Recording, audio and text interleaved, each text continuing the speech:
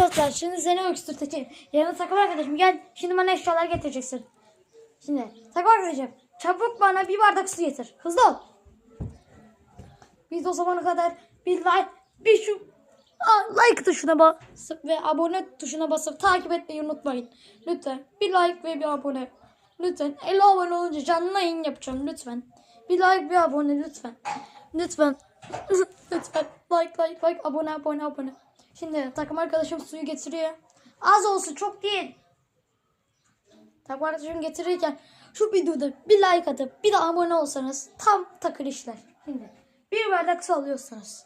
Önce bunu birazcık tuz da kat içine lütfen. Hızlıca. Tuz da kat. Tuz da katıyorsunuz. Size öksürteceğim.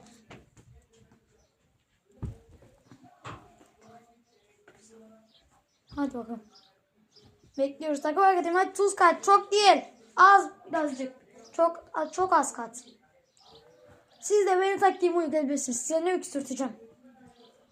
Hangi videolar gelmenizi istiyorsanız yorumlara yazın. Hadi bakalım. Hadi gel. Tuzlu su katacaksın şimdi. Hazır mı? Tuzlu su. Şimdi.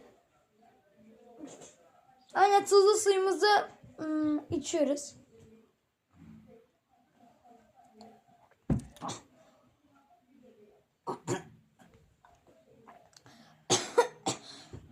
Al. Öksürdün mü? Hadi bakalım yorumlara yaz.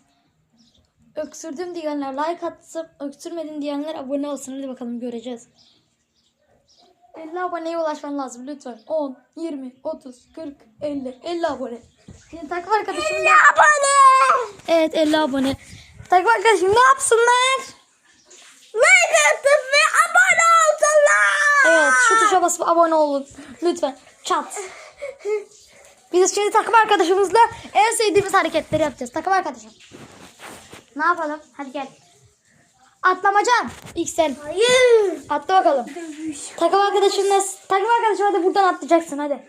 Var mısın takım arkadaşım hadi. Like lütfen like edin bunu. Hadi atla bakalım takım arkadaşım. Hadi telefon düştü. Özür dilerim telefon düştü. Bakın. Bir like ve abone. Evet. Hadi Dostlar.